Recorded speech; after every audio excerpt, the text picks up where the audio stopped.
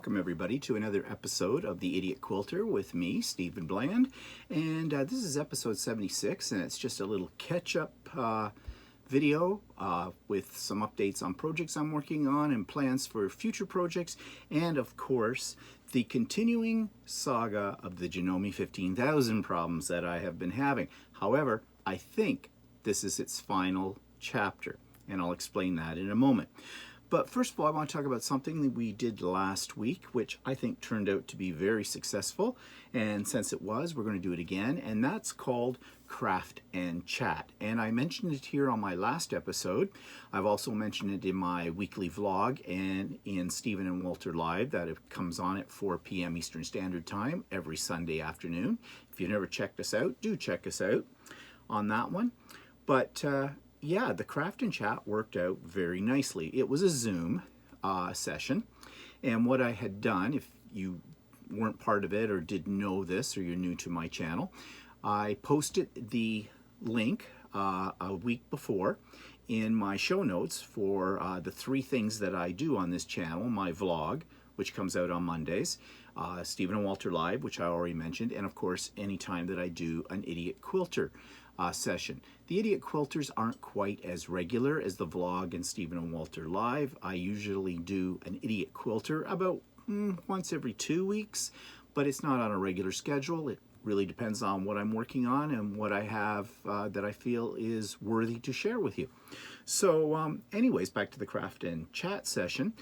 Essentially what that was is for all crafters, whether you are into textiles or paper, so scrapbooking, card making, quilting, sewing, whatever, we got together for a live Zoom session to share our thoughts and feelings about different techniques, products, show our projects we're working on, and just generally chit-chat about whatever comes to mind. However, the one thing about the Craft and Chat is we try to stay away from things that are political, and we try to stay away from the current topic that has consumed our world, and that of course is the virus.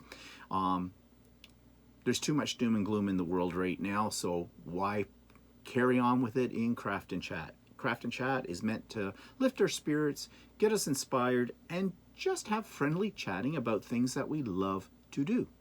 So, as I said, we had that last Wednesday, and it worked out really well. So well that I'm going to do it again, and we've decided, and when I say we, I mean the people who were actually there on the chat that day, who said that they would be interested in continuing this on a regular basis. So we're going to be doing it the first Wednesday of every month at 1 p.m. in the afternoon, my time, Eastern Standard Time. Now, I know that there are many people out there that are back to work now, and they're not all like me, retired people. And also, time zones are a problem for, connecting live. However, I do record the sessions. I mentioned this to everybody, or asked permission actually of everybody that was on the Zoom last week, that if I could record it and post it on YouTube, and everybody said that was fine. So from here on end, I won't be asking permission. I will just be informing people that it is being recorded. And if you come on and you're somebody who does not want to be recorded, then basically shut off your microphone and shut off your video camera. You can still hear us and see us, but you won't appear on the actual video if that is a problem for you. Now, it shouldn't really be a problem for you because I'm operating a very safe space. I do post the link to the Zoom in the show notes a week before, and I post those in all 3 of my venues on here, and I will mention it pretty much every time that I do a video. And you just click on it and away you go. You don't need any special software. All you need is an internet connection and a webcam. And that's probably built right into your computer or into your iPhone or into your iPad, and a microphone. And again, if you're using an iPad or anything. I don't know that one. Okay, that's my little computer box over in the corner.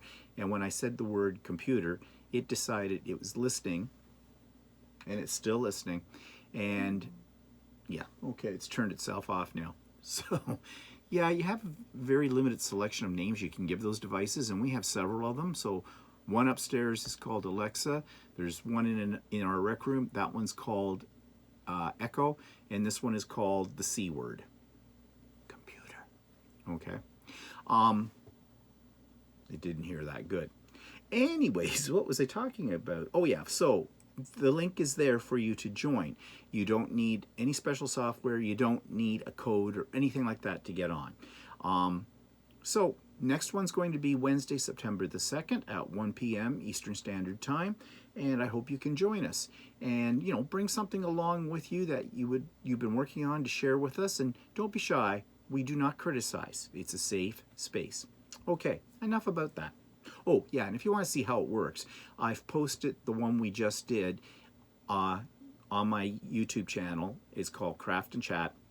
You'll find it there very readily, and you can check it out and see how you feel about it. Okay. Update about the Janome 15,000.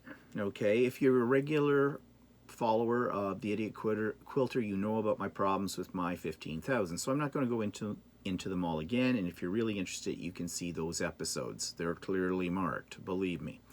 So here's the latest. It went back into the shop last Tuesday. The whole idea was it was now going to be shipped to Janome's headquarters in New Jersey and have them look at it, the big boys look at it. 2 days later, I got a call from Shirley, the owner of the Ultimate Sewing, where I take it, and Shirley said, okay, how are you liking the machine, meaning her machine? She's loaned me the store machine, so I don't have any downtime, which is really, really nice of her. And I said, it's working brilliantly. No problems. I've done awful lot of embroidery on it and the whole bit, and it has been fine, absolutely fine. She says, okay, it's yours. And I said, now this did not really surprise me. I'll say why in a minute. And I said, when you say it's mine, you mean that this is now my machine? She says, yes. She talked to Janome at the headquarters, the head office, and they decided they need to study my machine because of these problems that I'm having. They told her that they would give her a demo machine so she'd have one in her store, and she then was to give me the store machine that I have been using for about a month as my machine. So in other words, I have a replacement machine that works, okay? And that's okay with me because, as I said, I have not had any problems with this machine. Now, I say this with hesitation because I'm so shell-shocked from all the problems I had with my machine that I never want to say never. I don't want to get my hopes so up high and then suddenly bang. But it has been working fine. Also, this machine is version 3. I have a version 2 with an upgraded package to version 3. And I think I said in one of my last videos, this made me very suspicious. Why did Janome decide to go to a version 3? If all things were okay with version 2, if they wanted to do an upgrade like you do on, say, Windows or something like that, usually you get a download package, you know, software or firmware or something like that to upgrade the existing machine. They had a package that supposedly the upgrade was to make the machine more conducive to quilting. It had an extra hoop with it for quilting. I have some videos about that in my past catalog. But there was some design differences. The way you thread the machine, it was very minor, but they changed something in the top a little bit. Actually, I like the change on it. I think it makes more sense than what was on my machine. And I don't know, they may have done something internally too, but they never spoke about what that issue was. Now, so I'm just conjecturing here. I have no evidence for any of this except for the physical evidence that there's a slightly different threading mechanism for this machine I now own than on my original machine. Anyways, I am happy right now. I hope I continue to be happy, because I will say this, if this machine ends up doing the same thing as my other machine, I'm done. I'm done with the 15,000. I will cut my losses. I will buy maybe a 9450 maybe an M7. Both of those machines are conducive to quilting. And a separate embroidery machine, the 550E. That's what my husband has, and he hasn't had any problems with it since the day he bought it. But it is a dedicated embroidery machine, which means it does not sew. I have to find a spot for it. But I'm hoping I don't have to go that route. I really am.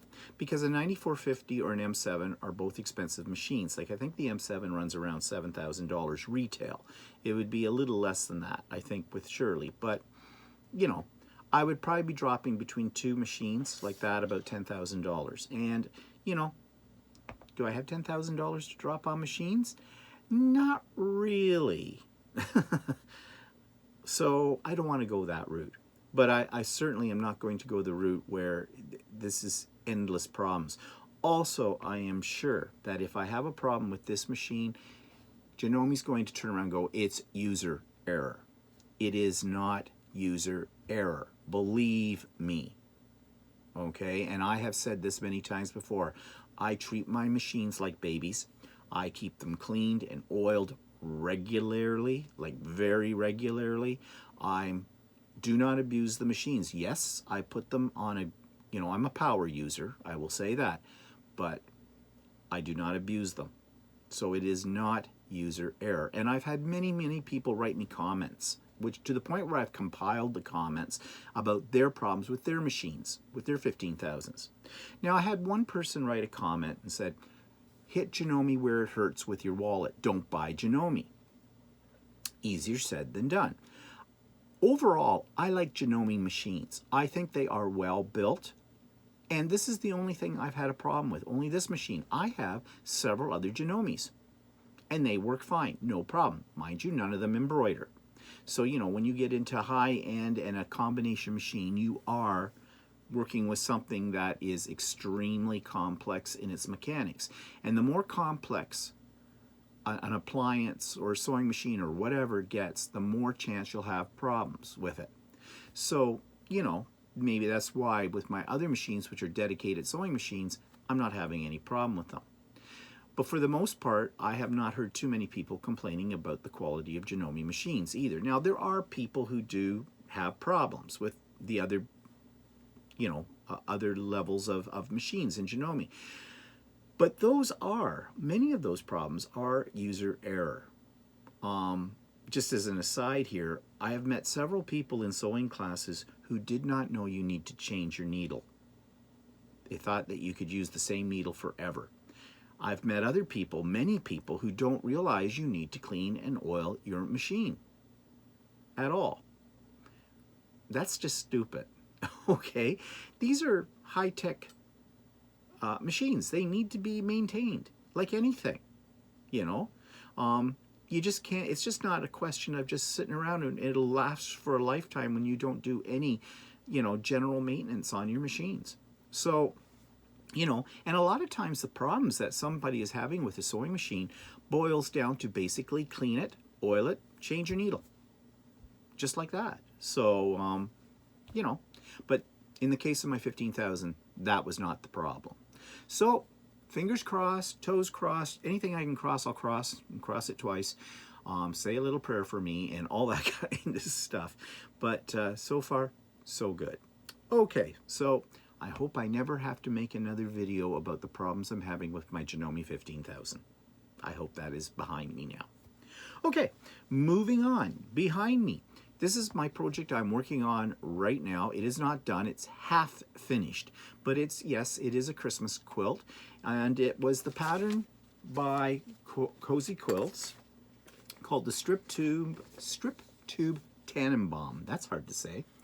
And this is what the final product is going to look like. Of course, I've changed the colors, but the reason this attracted me is I really like jelly rolls, and I like making quilts from jelly rolls because jelly rolls are, you know, are 2.5-inch strips with the fabric, and yeah, it saves a lot of cutting. Although I still have a lot of cutting with this.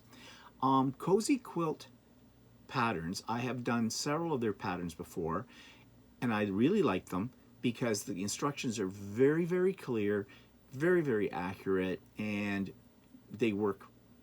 Your end result is usually very nice. And this is coming along very nice.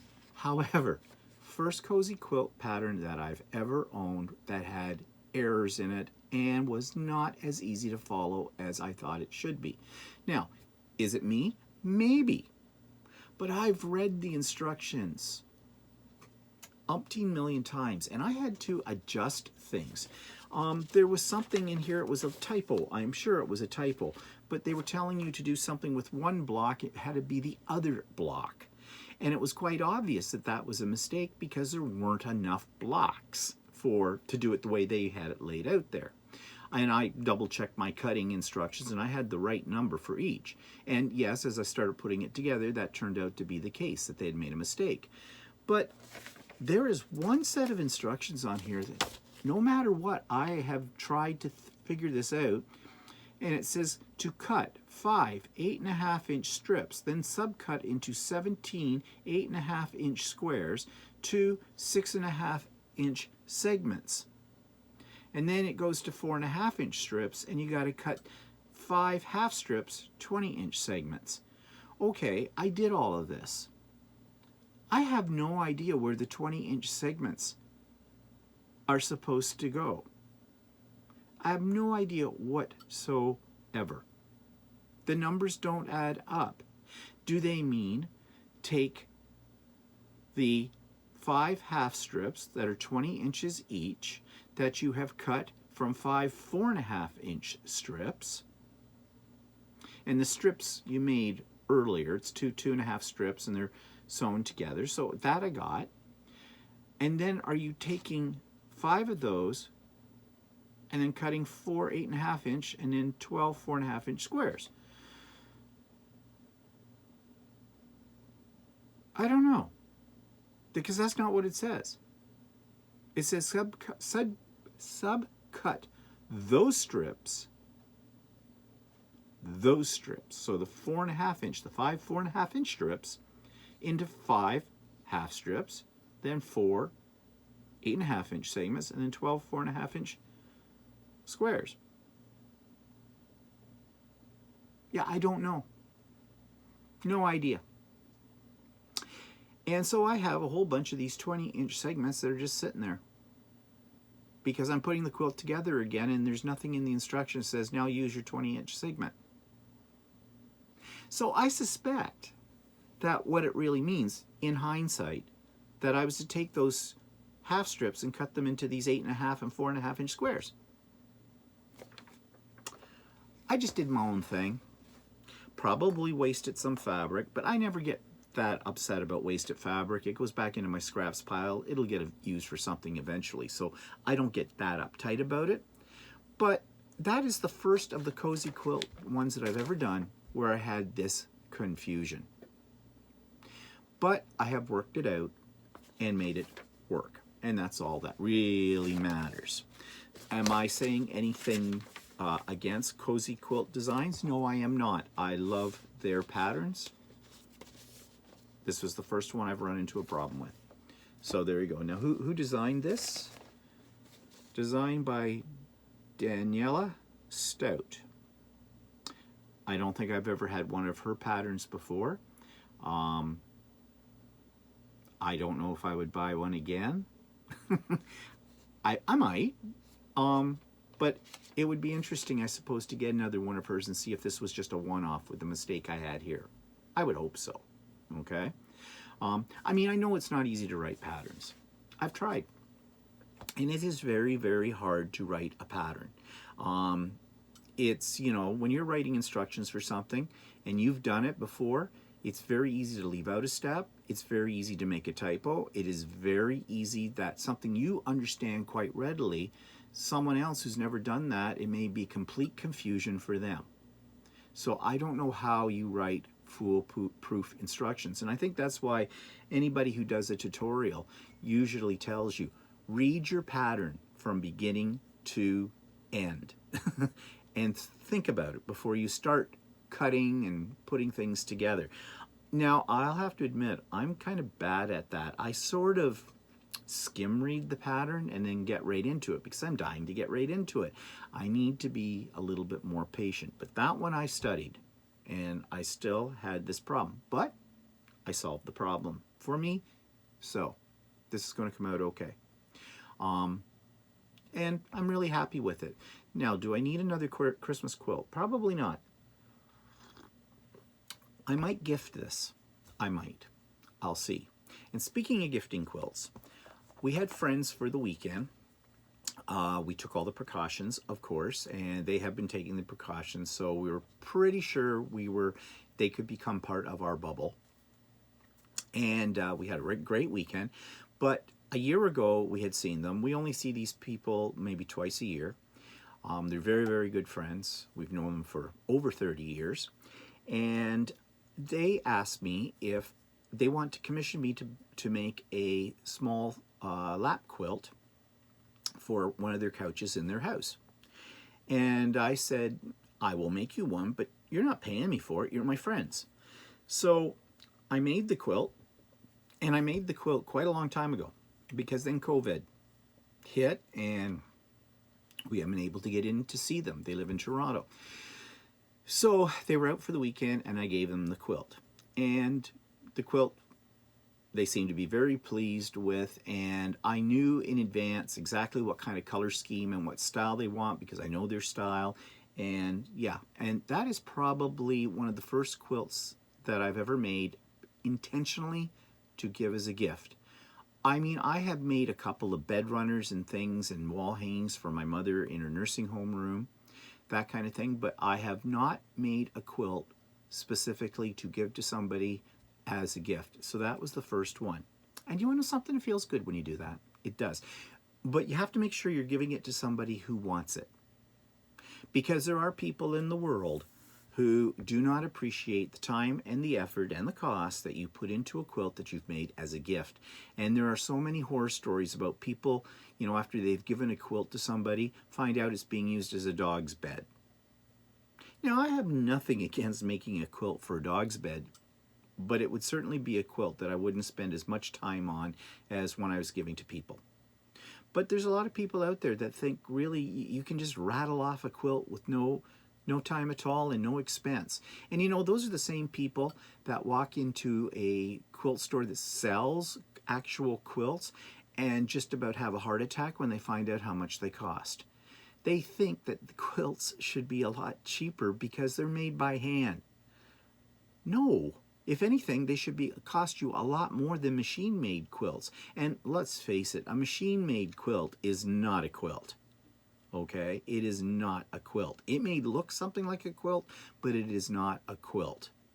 And when I say machine-made, I mean factory-made kind of thing. You know, for the mass market. You know, something that they sell at Bed Bath & Beyond or, you know, Walmart or whatever like that for your bed. Okay? Those aren't quilts. They just call them that. So I think it's really, you got to be very careful who you gift a quilt to. Okay? Because you put the time, you put the effort in, you put the expense in, and it just behooves that person not to appreciate it. It's the same with, you know, when I used to make cards. I would only give cards to the people I knew who appreciated the fact that you had made a handmade card, and it wasn't going to end up 2 days later in the garbage, because some people have no idea. You know, people like that, I would only give a dollar store card to, because I don't care if that goes in the garbage. They are not worthy of a handmade card. And there are people not worthy of handmade gifts either. Just saying. Okay, so let's have some coffee. So other projects. Well, I've talked about this one before, and I'm really, really happy with this so far. I mean, it's only half finished because it's all done on the embroidery machine. And yes, I have done this that I'm about to show you on my new machine, the store's machine, which is now my machine, with absolutely no problems. Oh, the odd thread break, but that is very normal when you're doing machine embroidery. But here's what's looking like so far. This is my Halloween wall quilt. See if you can move back, get the whole thing in. It's coming along really nice. Now there are 2 more rows. There are 16 1, 2, 3, 4. Yeah, there'll be 16 tiles, these squares with a different scene in the finished quilt. and it's not really a quilt, it's a wall hanging. This is way too heavy to ever make it into a quilt. So it's a wall hanging, and I'll put some borders on it and bind it when it gets done. I've got to figure out how I'm going to do the backing base right now. Oops, my microphone is going all over the place. This is what the back looks like. Yeah. So I'm going to have to put some fabric on the back of it to finish it up. Now, the problem with that is when you put backing on a regular quilt, then you quilt it. And the quilting stitches hold the backing all together, holds all the layers together. Well, this already has quilting on it.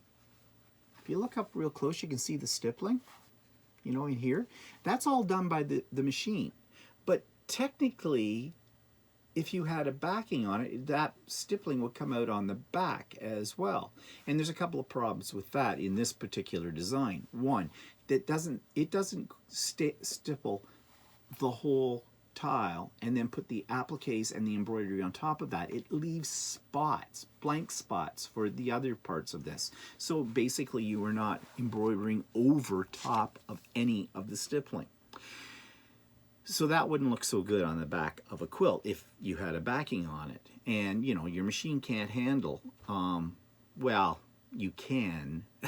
There are tricks. But basically, you can't do this like you do a quilt. Put it that way.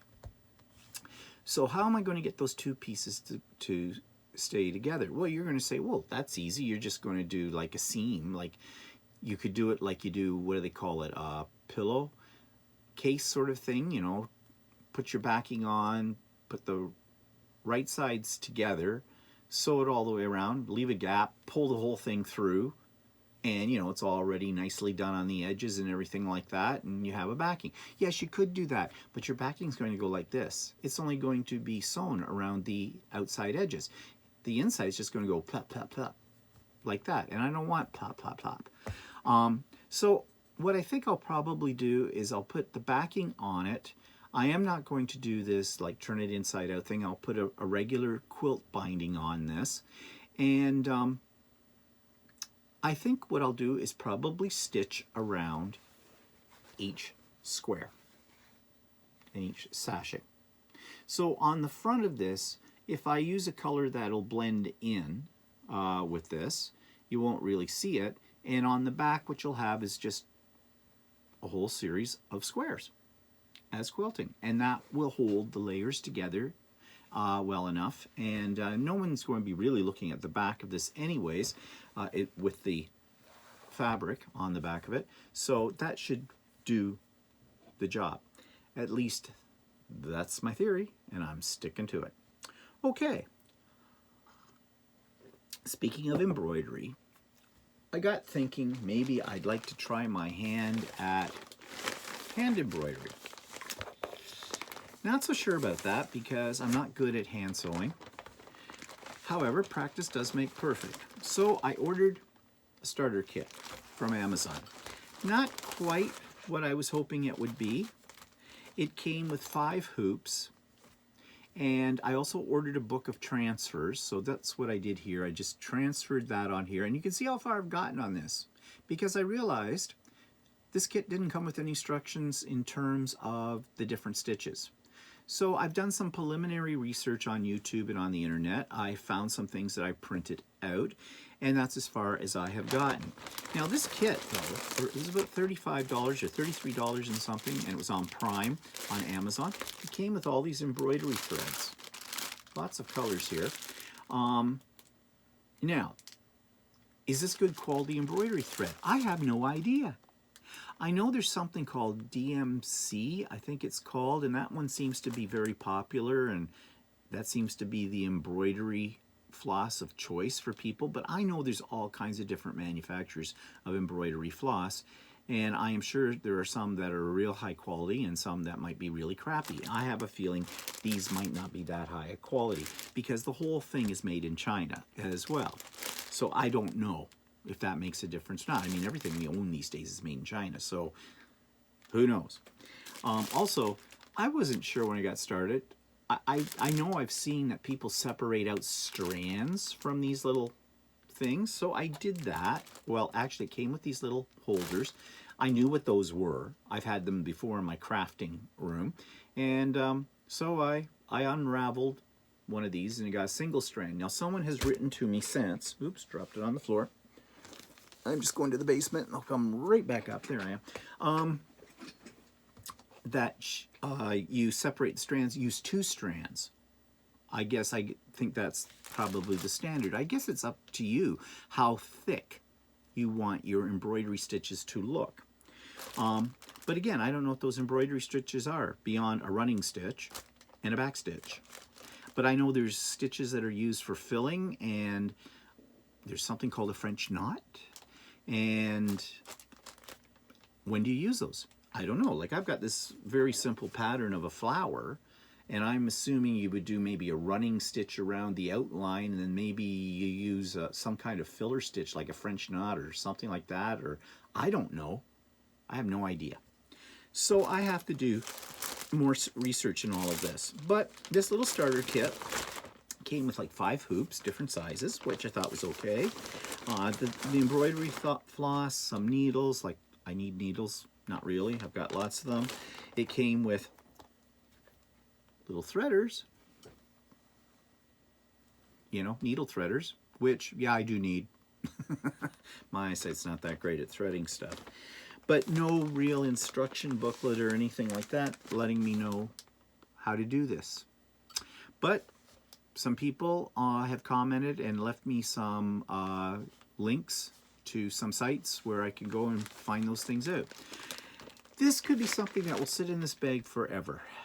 I have to be in the mood for it. But I was thinking if I had something that was handwork and, you know, you're on a road trip or something, not that we're going anywhere these days, but, you know, something to take along the way and work on. That's my theory. Also, I figured it might give me a little bit more insight into the whole idea of embroidering. Like, I'm using a machine embroidering thing, which is different, but then it is based on, you know, hand embroidery to a point, so learn that. Also, I have an interest. I keep floating my coffee around here. Let me have a sip. I also keep thinking in the back of my head that someday I would like to hand quilt a small quilt. Well, I think something like this might give me some practice in that. Again, don't know. But I leave the door open for all kinds of possibilities because that keeps life interesting, right? Challenge yourself. Find new things to do. That kind of thing. Now, speaking of new things to do, I think I mentioned in the last Idiot Quilter that I'm getting into this doing English paper piecing and doing the hexagon thing. You know, these little guys, and then you put them all together and you get something out of them. And I've already done a little piece, and the little piece I showed last time, I showed it somewhere. I get mixed up sometimes, whether I showed it on my Idiot Quilter or showed it on my vlog. Either way, I showed it. It's just a bunch of these little hexagons sewn together. Okay, and I'll have to say, as I get into it and doing it, again, it's something I have to be in the mood for, I'm getting better at it. So I thought, you know, why not invest in some proper needles for it, or what I thought were proper needles, and proper thread. Now, I had watched some videos, and they all talked about this thread, the Bottom Line by Superior. And this is supposed to be a good thread for doing English paper piecing because it's supposed to tangle less. And I'm not sure if you still have to wax it or not. Now, I had a lump of wax. Where is it? I do bookbinding every now and then. And in bookbinding, when I say bookbinding, I mean make hardcover books, and you know, you stitch the signatures into the book and that kind of thing. So I have a lump of beeswax, and basically you can see it's really scored up. You run your thread that you're using for binding the book through this, and it, you know, keeps the thread stiffer and allows it to glide through the holes that, you know, that you have in signatures.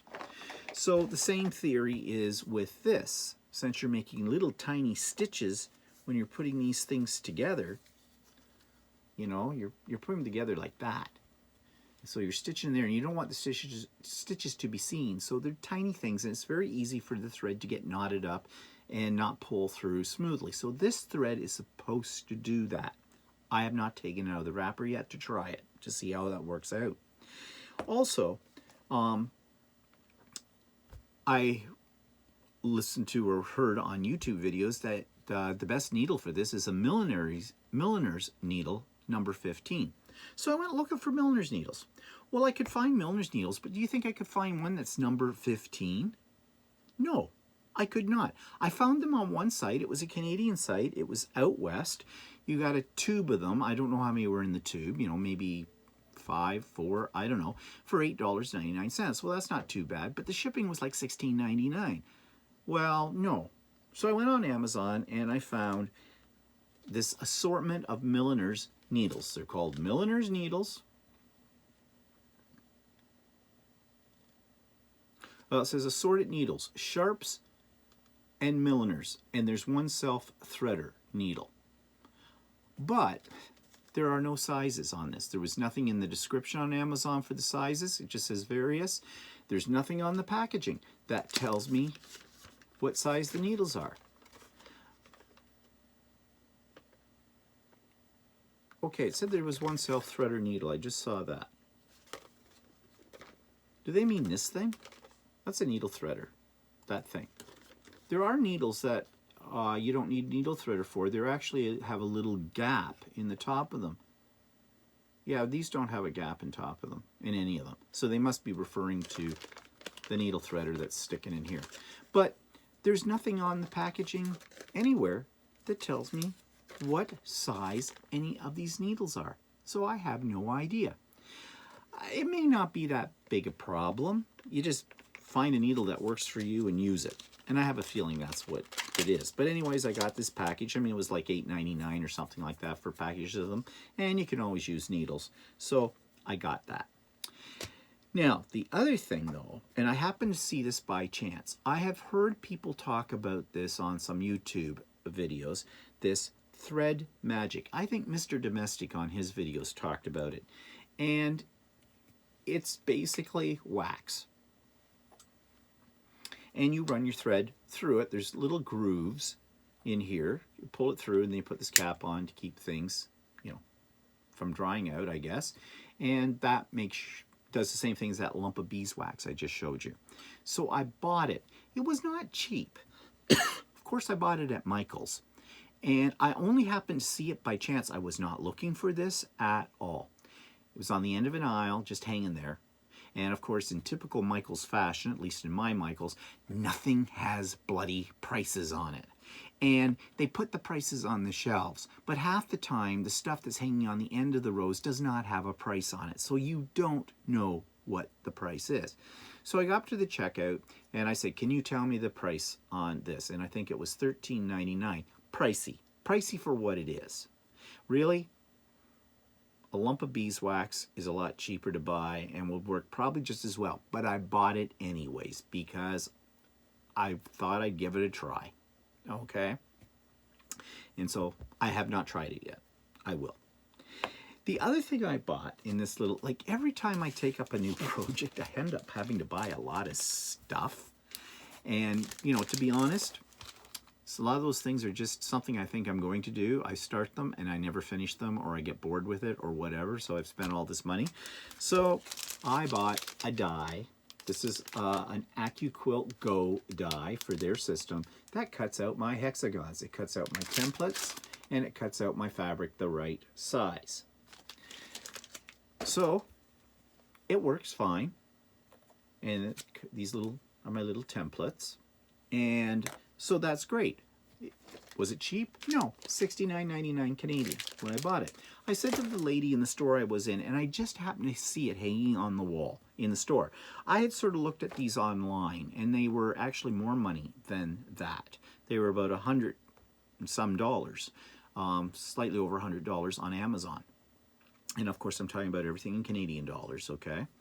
And so I thought, do I really need it? Because I was using my Cricut to cut out my hexagon templates, and I was just using scissors. I'd lay the template on a piece of scrap fabric, cut it, you know, leave about 1/4 of an inch, 1/2 inch around it, and that was fine. But I liked my toys, and I had heard that these would work in a Big Shot, which is a die cutting machine, and I have one of those. I have several die cutting machines. Good thing I have several die cutting machines, because I said to the lady in the store, will this work in a Big Shot? She says, I don't know. She's never used it. Okay, although she had an Quilt machine sitting there in the store, but she wasn't sure. Well, if she hasn't used a Big Shot, how would she know, right? So I took a chance that it would work. Get it home, try to put it in the Big Shot. It is only a hair, just a hair wider, the die, than what my Big Shot can handle. So I went, crap.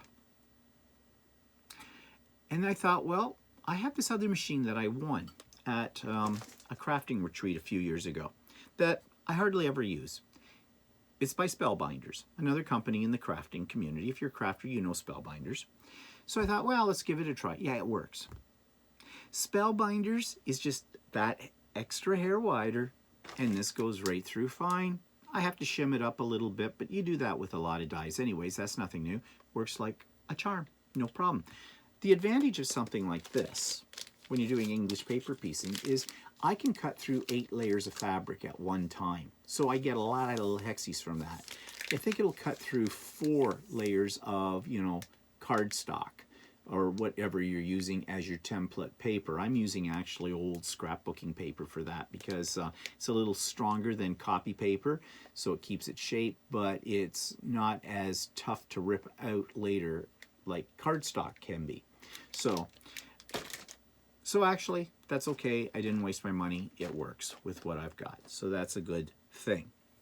And, you know, I've often thought about investing in an quilt machine and system, but they're extremely expensive, and the dies are extremely expensive. And yeah, when you're doing half square triangles or something like that, you can knock off a whole pile of those in no time flat. But I use other methods for making those that are pretty fast as well. And, you know, when I say they're expensive, I'm saying, you know, you can get, I've seen them at craft shows where you can get the machine and you can get a set of starter dies and all that, but it ends up costing you anywhere from about $800 to $1,200. Like they have the manual machine, they have the electric machine, and you know darn well right what I would want. I'm all about power. So I would want the electric machine, which is more expensive. Yeah, and you know, a lot of the dies are one-offs in the sense that, you know, people who do a lot of applique, well, you can get dies that will cut your shapes for you. However, having said that, I have a lot of dies for my Big Shot, and I have tried them for cutting fabric, and they will. So, you know, I don't really need that either.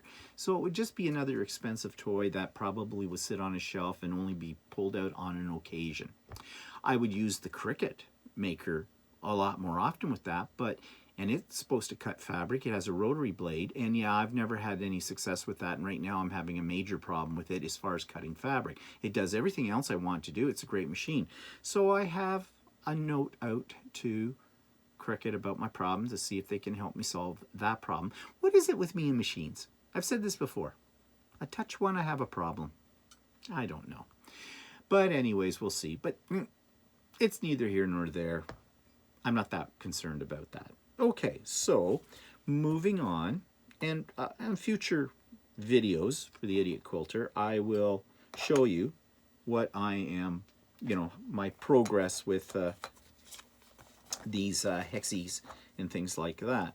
But again, this is something I have to be in the mood to do, and yeah, so, and I don't have a specific project in mind for those. I'm just practicing my sewing, I guess. Okay, so fabric printing. I have tried this in various ways, and the last time I tried it, and when I say fabric printing, I mean through your inkjet printer. I've done other types of fabric printing as well, you know, where you use acrylic paints and stencils and things like that, and those work too, but again, I'm all about electronics. So I printed these two. Now, these are actually designs of my own. They come from my paint pouring days, and the final products I scanned into my computer so then I could print them out. And actually these work pretty good. I just printed them on plain white fabric, cotton fabric. Maybe not the best designs for this kind of thing. I certainly wouldn't spend all my time making 8.5 by 11 sheets of printed fabric and to make a whole quilt out of, but you know, this might be really good for applique. It might be very good for small projects or something like that if you're cutting it up. But I was experimenting because I love to experiment. Well, the problem with printing with an inkjet printer is that the ink is not waterproof. At least mine isn't. Now, there are brands of inkjet printers that have waterproof ink. In fact, Epson, which is the printers of my choice, I like them the best. I've had many Epsons over the years. My current one is a tank one, which means that it doesn't take cartridges. It has tanks that I pour. When they get low, I pour more ink into them. And you know, by the way, those printers are a little bit on the pricey side, like about $300, $400, but you save a lot on ink. I can tell you that with them. It is worth the investment if you're somebody that prints a lot, and I print a lot.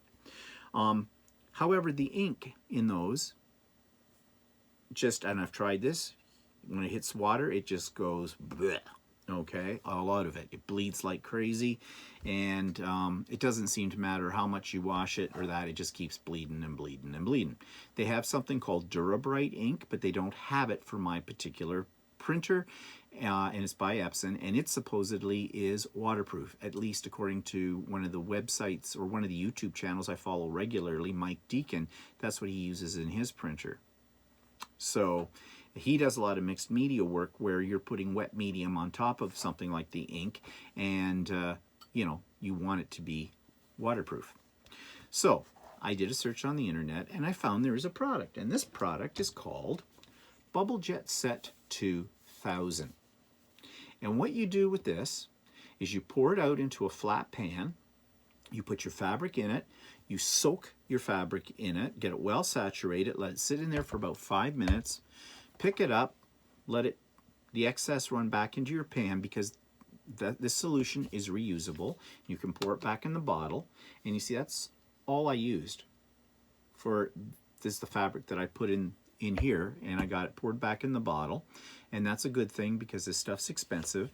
This is about, I think it was about 40 bucks Canadian for a 32-ounce bottle. Or is it 16? 32 ounces. So it's expensive stuff, but you're not going to use it that much, I don't think. At least I don't think I will be. And then you let it dry, air dry. When it's dry, and I let it sit overnight, it does say something on the bottle that you should, once it's dry, you should pretty much put it through your printer immediately, but I waited a day and it was no problem. Now, you put then your fabric through your printer, but however, your fabric is a little limp. Your printer's not going to be able to handle that. So you back it with either some freezer paper, or you can buy pre-cut freezer paper, although they don't call it freezer paper. I think it's Johnny's. I'll show it to you. This is it. Johnny Sews with 2W, multi-purpose iron-on stabilizer paper. And it says it's inkjet printable. So basically these are just 8.5 by 11 sheets of paper. I think you get 50 in a pack. Yep, 50 in the pack. And one side is just paper, the other side is coated with a plastic, just the same as freezer paper.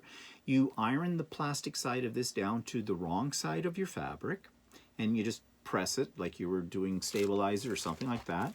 And then you can, it makes your fabric stiff. You can put it through your printer, and away you go. And it works. It's brilliant. The other thing that's really good about this stuff is it's reusable many times over. Is it expensive? Well, it's not bad. 50 sheets. I paid $19 for this. There is a site that I go to often, and I've talked about it on this YouTube before, called monfil.ca. It's in Quebec, Canada, and they sell a package of this for $17.99. So really, I bought this at my quilting store for $1 difference. More convenient buying it at the quilting store, although Monfil ships things very fast. But you can use that. Now, like I said, though, you can get a roll of freezer paper. Actually, freezer paper is not that easy to get. At least I didn't find in my area. And one point in time, I was using freezer paper for something or wanted it, and so I stockpiled it. I went online and ordered all kinds of it. So I've got freezer paper coming out of the yin-yang. But the problem with freezer paper is I have to cut it down to 8.5 by 11 sheets, and because it's on a roll, your paper's curled. So you gotta, you know, roll it in reverse and do all of that, and that puts slight wrinkles in it. Not as easy to work with, okay? Can be done, okay, can be done. But I'm an impatient person. So these work better. And they're, as I said, they're reusable. I mean, it probably over time, depending on how many times you use it, the plastic by then is broken down and it won't work anymore. But really, you know, 50 sheets, and if I could use one sheet 5 times, say, so that's like having 250 sheets, that's a lot. That's a lot. So I highly recommend it. Anyways, you put that in, you put it through your printer, you print on it, and then you set it aside for, it says 30 minutes to let the ink that's penetrated the fabric, the cloth, to dry thoroughly. And I did. In fact, I think I left it for an hour. And then you take it and you rinse it out in cold water. Now, there's something called over-dyeing, and this is common in fabrics as well. And they recommend, the bubble jet people, that you use this stuff for that. It's called Synthropol. Synthropol is basically a solution that removes over-dye, and if you've had something that you've put in your wash and it bled into something that's a lighter color, supposedly this will take that out. So, you know, your fancy white undies got in there with a red t-shirt and they've come out a lovely shade of pink that you don't want. Supposedly this will help get that out. I've not tried that. I don't know. I don't have anything that's pink, and I wouldn't put it in with my undies. But anyways, you use this though with these, and it rinses out the over dye, and then you set it out on a towel, your fabric, and let it air dry, and it works. So I did all of that. You don't need much of this. 4 capfuls to a gallon of cold water. So you can see how much I've used. Very little. Is it cheap? No. This is a 32-ounce bottle as well, and this is about 50 bucks Canadian. So between these two products, it was about 100 bucks Canadian, okay, to do this little experiment. Yeah, experiments always cost me money. Anyways, I got these out, it worked, and I tested. When these were dry, I tested them for color fastness. I dropped them back into a bucket of water and swished them around in the whole bit to see if any more color would come out of them. Nope, didn't. So it works. So there you go. So, what's this all leading up to? Well, I have no idea. All I know is I can do it. I can make my own fabric. I would pick something more unique, a little bit different than just using my scanned paper pourings, you know, fine colors. I might try it for some applique pieces, things like that, down the road, but at least now I know I can. And you know it now too. Okay, so what else am I going to talk about? This is going on a little longer than I figured it would. Did that, just checking my list. Okay, stabilizer. And I'll be back. Okay, sorry about that. The phone just went off and it was a scammer. Don't you love that? You get the scammers all the time. That one was coming by today to check my hot water tank for me because to make sure it's running properly. No, you're not. They're just scamming you in there. Like, so I said, you know, you're not coming over. I have a brand new hot water tank. Well, it's not that new, but it's pretty new. It's only a few years old, put in. And, you know, I said to him, why don't you get a real job? I hear McDonald's is hiring. Well, by then they hung up on me. It's just so bloody annoying when you get that. But now this has nothing to do with the Idiot Quilter. So let's move on. So I'm talking about stabilizer. You know that when you're making tote bags or some other things, fusible stabilizer often is needed. And Pellon makes one that is very popular called SF101. And that's the one I use, and I buy it at my local quilting store. But Monfil, which is a company I deal with a lot for my embroidery threads and other stabilizers, I looked on their site, and they don't deal with Pellon, but they have another one that's basically called, what is it? I wrote it down. HTC 1750, which is the same as Pellon's SF101. The reason I'm bringing it up is because it is cheaper than Pellon SF101. I pay $9.99 a meter for Pellon at my local quilt store, which isn't bad. But I can get a meter of it. Actually, they do it by yardage, so it might be shorter, but I'm not sure. They put it up as yardage, but it might actually be a meter. And at $5.99 a yard, this HTC 1750. It is the same stuff as the Pellon. Now, it's got a little bit of a different feel. It actually feels slightly thicker than the SF101. But for me, anyways, that's not a problem, because this is going into another project that calls for this. That's an embroidery project. It's kind of similar to the Halloween thing, except it's a Christmas scene, but it's a little different setup, and it uses this stuff. And so I just figured, I do have some SF101, but I thought, what the heck, give this a try and see, because it's half the price, essentially, than the stuff I'm buying at the quilt store.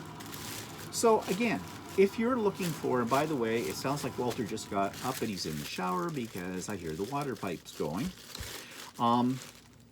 So sorry about that background noise. So really, I can't stress enough how much I really like monfil.ca, and their sister website is superpunch.ca. And so if you're looking for sewing supplies, stabilizers especially, embroidery threads especially, but also sewing threads and that kind of thing, check them out.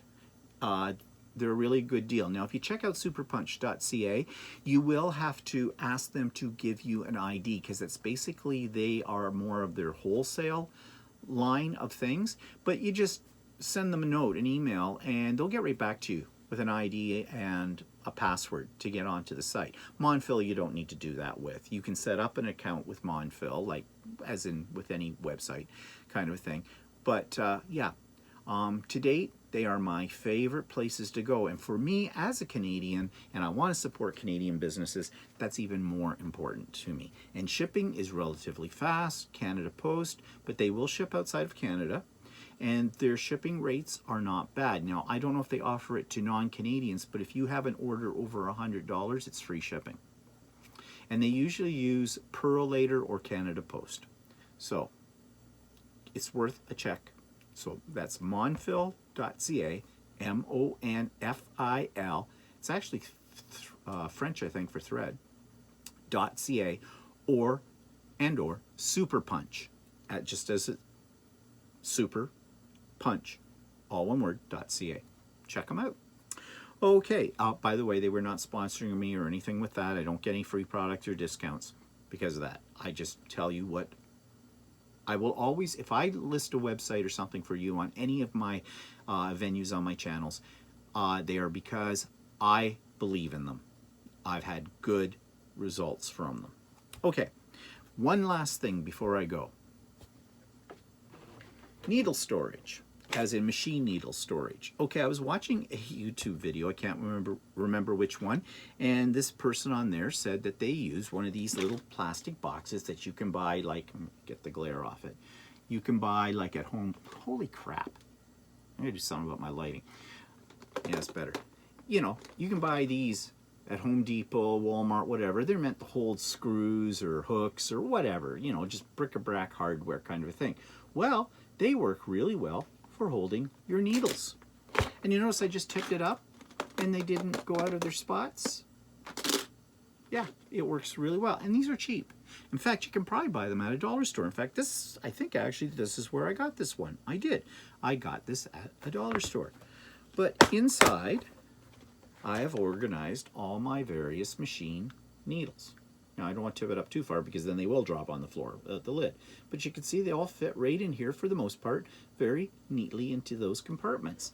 So before I just had my needles in a little box kind of thing, and I had to pull through and sort through to figure out which ones I wanted. And this way, they're all a nice, neat little thing, and I labeled them because I label everything.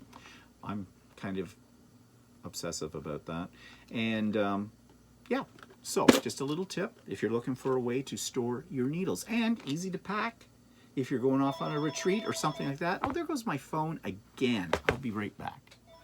Okay, that was another scammer, air duct cleaning. We get those about 3 times a week. Yeah, I don't need them to come and clean my air ducts, not ear ducts, air ducts. Anyway, sorry for this. This was going to be a short video. It's not a short video anymore.